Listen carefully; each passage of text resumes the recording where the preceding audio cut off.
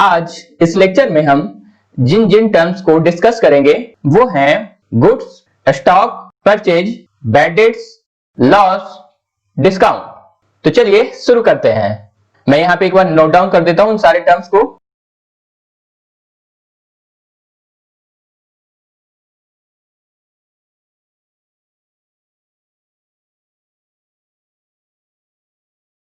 सबसे पहला टर्म है इसमें goods. What is goods? Goods क्या होते हैं? पहले मैं गुड्स की डेफिनेशन यहां पे नोट डाउन कर देता हूं, फिर इसे डिटेल में डिस्कस करेंगे।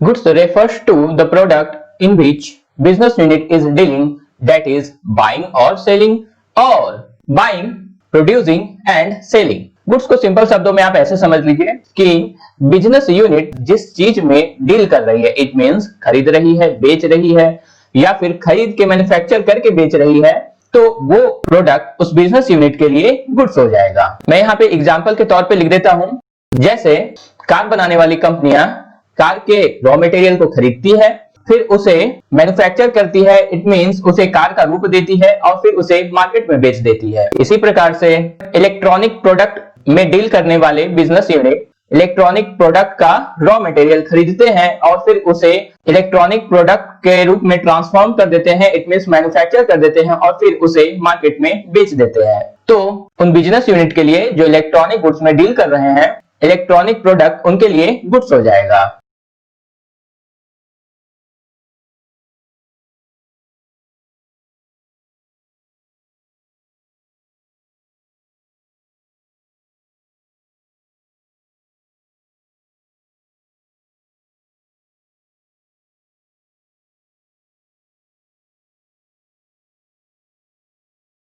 कार कार मैन्युफैक्चरिंग कंपनी के लिए और शोरूम वालों के लिए जो कार बेच रहे हैं उनके लिए कार गुड्स हो जाएगा।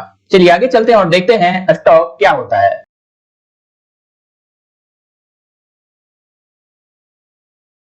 Stock refers to goods in hand, spare parts and other material at the end of accounting period। यहाँ पे पहले मैं नोट डाउन कर देता हूं, फिर इस पे डिटेल डिस्कशन करेंगे।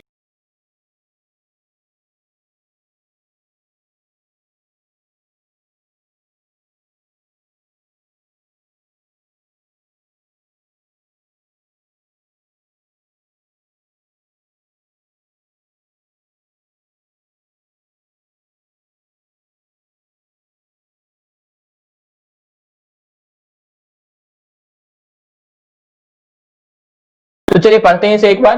क्या है इसमें? Goods in hand, spare parts. Spare parts क्या होंगे? स्क्रू ड्राइवर्स, इसके बाद कार की स्टेपनियां, line end of accounting period. Accounting period के अंत में जितने भी बची हुई रहेंगी उन्हें स्टॉक में हम काउंट करेंगे। स्टॉक की दो कैटेगरी होती है,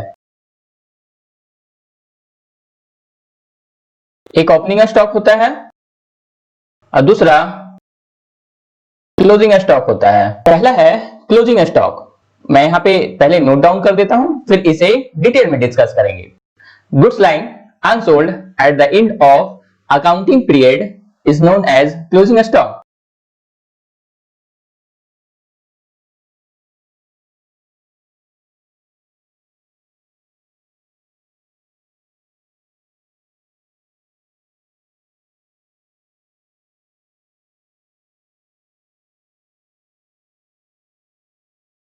बिजनेस यूनिट के पास अकाउंटिंग पीरियड के अंत में जितने भी स्टॉक बचे हुए रहते हैं उन्हें हम क्लोजिंग स्टॉक बोलते हैं। दूसरा है ओपनिंग स्टॉक।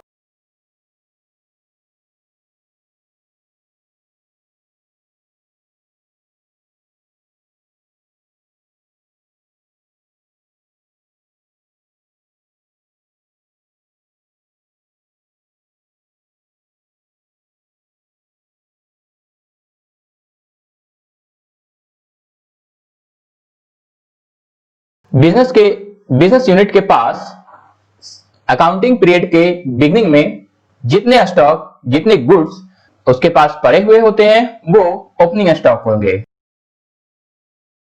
चलिए आगे चलते हैं और देखते हैं परचेज क्या होता है। Purchase is the total amount of goods received from supplier either on cash or credit for the purpose of resale or manufacturing is called purchase.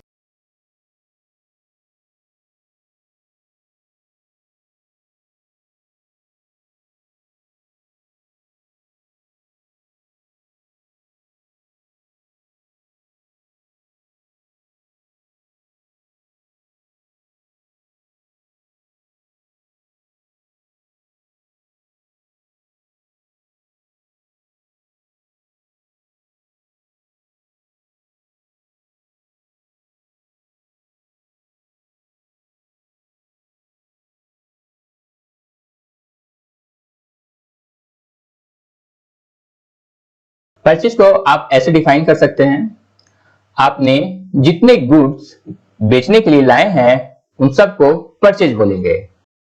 चाहे उसे आपने अपने सप्लायर से कैश दे के खरीदे हो या फिर उसे आपने क्रेडिट में खरीदे हो, उसका उपयोग आप या तो रीसेल के लिए करेंगे या मैन्युफैक्चर के लिए करेंगे।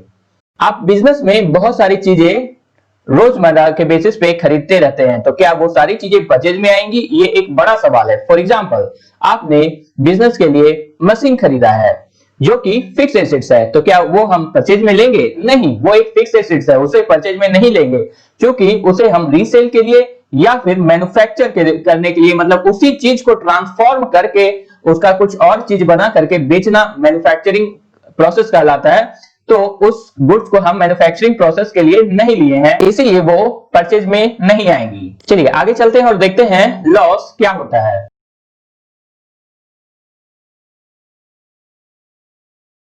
Excess of expense over its related revenue is called loss.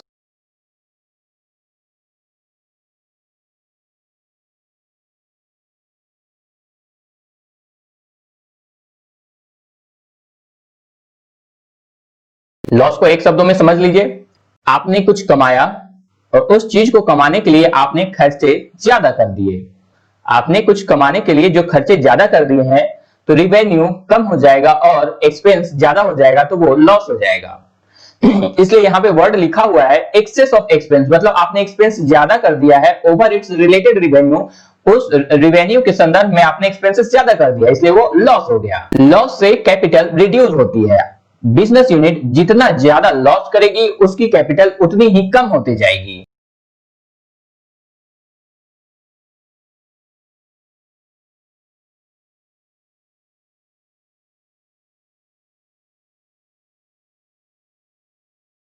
चलिए आगे चलते हैं और देखते हैं बैड डेट्स क्या होता है।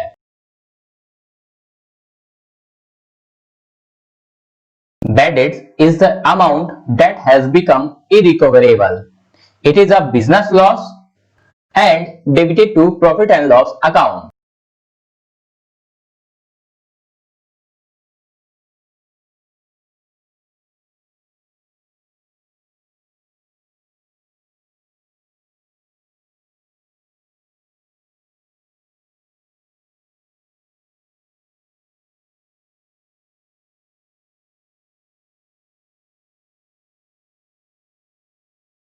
बैड डेट्स को सिंपल शब्दों में आप ऐसे समझ लीजिए कि बिजनेस यूनिट ने सेल किए हैं, उन्होंने माल क्रेडिट पे बेचा है, क्रेडिट सेल के अगेंस्ट अब जो उन्हें पैसे लेने थे अब वो इरिकवरेबल हो गए हैं। इट मींस डेटर अब पैसे नहीं देने वाला है।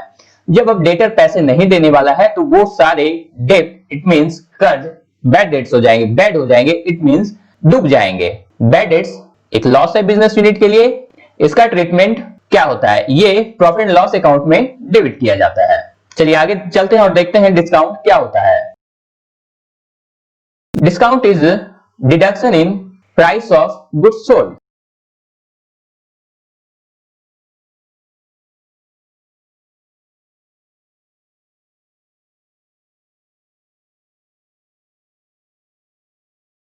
डिस्काउंट क्या होता है? आप सामान परचेज करते हैं, आपको उस पर डिस्काउंट मिलता है। इट मीन्स क्या क्या होता है? डिस्काउंट जो गुड्स बेची जा रही है उसके प्राइस में रिडक्शन। इट मीन्स कि अगर गुड्स 100 रुपए का है तो उसे 90 रुपए में दे देना।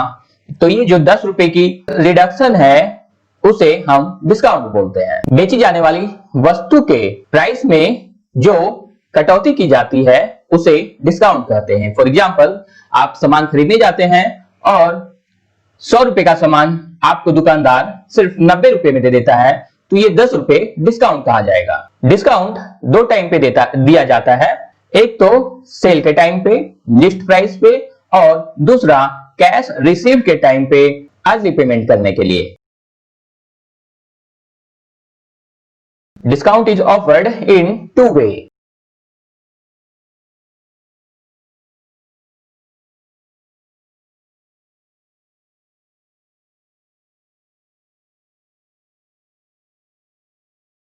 Trade discount and cash discount.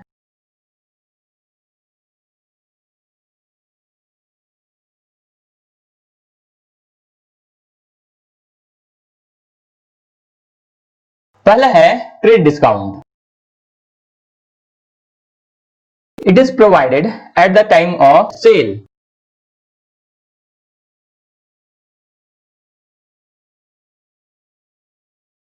This offered at an agreed percentage on list price.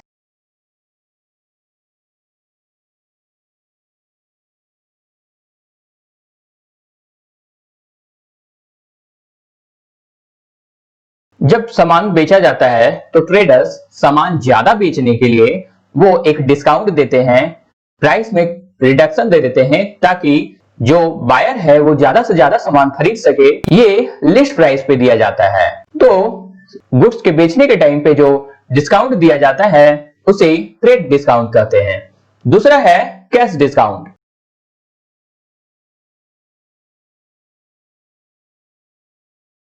This discount is offered at the time of receipt of payment for the purpose of early payment.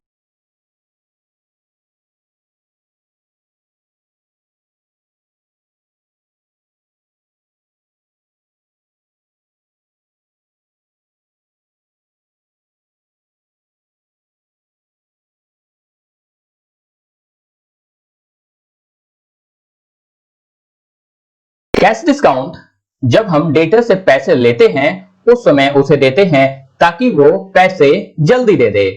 पैसे जल्दी मंगवाने के लिए जो discount दिया जाता है उसे हम कैश डिस्काउंट बोलते हैं। तो डियर, ये थी आपकी आज की क्लास। इस क्लास को यहीं समाप्त करते हैं। ये आज बेसिक टर्म्स इन अकाउंटिंग की लास्ट क्लास थी। नेक्स्ट लेक्चर में हम इसके क्वेश्चन डिस्कस करेंगे। Thank you.